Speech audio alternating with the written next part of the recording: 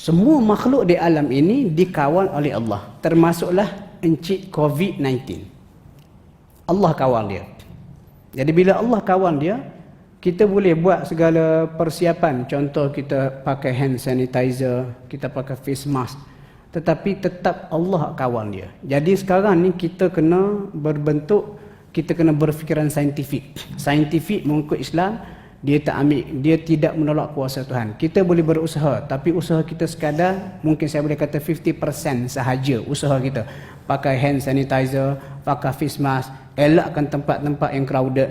Tetapi kita kena ingat juga, tanpa izin Allah, dengan izin Allah benda tu boleh masuk juga. Jadi kita kena lengkapkan kedua sekali. Sebab setengah orang silap juga, dia tak ambil langkah berjaga-jaga, tak basuh tangan. Tak apa, Allah kan maha berkuasa, Allah kawal belaka. Memang, tetapi kita bukan wali Allah. Kita kena ambil langkah berjaga-jaga. Ketika wabak penyakit tersebar di Syam, saya normal dengan para sahabat, kan wali ni, dia dengar apa hak Nabi cakap. Nabi kata, kalau kamu tahu tempat tu ada wabak penyakit, jangan pergi. Kalau dah ada di situ, jangan keluar. Maksudnya langkah berjaga-jaga tetap kena ada.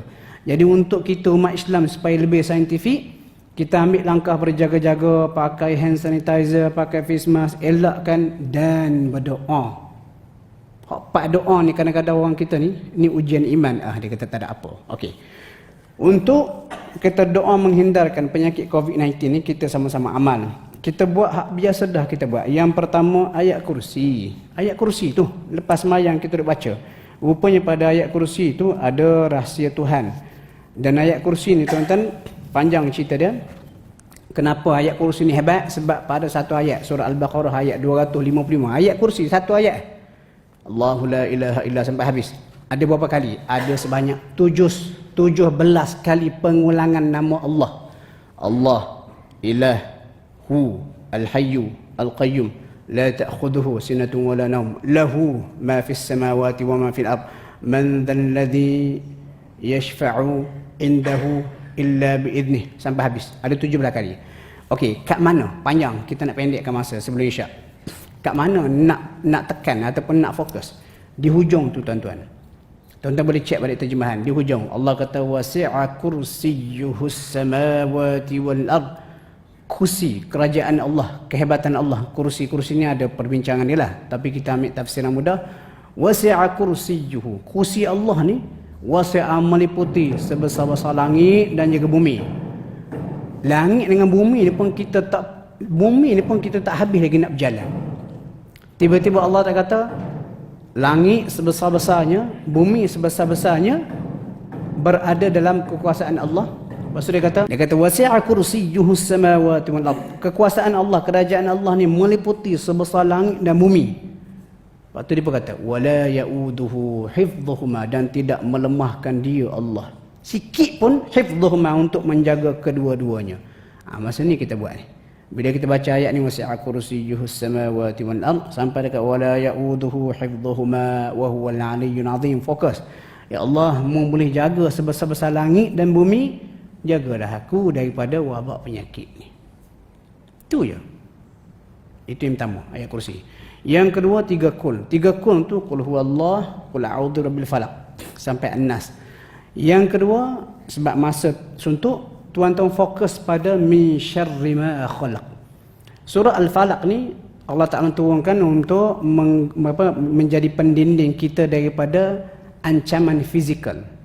Surah An-Nas, ancaman mental, spiritual, dalaman, setan hak membisikkan Al-Khannas, tapi biar.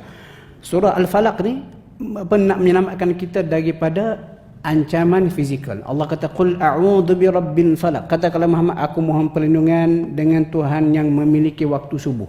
Sebenarnya falak tu waktu subuh dah makna kedua. Makna pertama, falak ni pecah, belah. Allah kata innallaha faliqul habbi wan nawa. Allah yang faliq, yang memecahkan butir-butir biji menjadi benih. Kita ambil biji durian, kita letak atas tanah, kita siram air. Kalau Tuhan tak pecahkan biji itu lalu keluar jadi pokok, biji itu tak akan pecah. Jadi Allah lah Tuhan satu-satunya yang mampu memecahkan biji jadi benih. Lepas tu Allah tak nak sebut lagi Falikul Isbahi. Dan Tuhan juga yang Falikul Isbah, yang memecahkan kegelapan malam jadi subuh. Jadi maksud dia apa? Qul a'udzu birabbil falaq, aku mohon perlindungan dengan Tuhan yang memiliki waktu subuh, Tuhan yang satu-satunya berkuasa memecahkan kegelapan malam jadi subuh. Tak ada hak lain. Minta perlindungan dengan Allah daripada apa? Daripada beberapa makhluk yang bahaya. Yang pertama, min syarri ma khalaq, daripada kejahatan makhluk hak dia cipta. COVID-19 dia cipta lah. Semua pun dia cipta. Rimau di hutan, paku karat mungkin kita terpijak, itu semua tu Allah Ta'ala cipta belaka tu.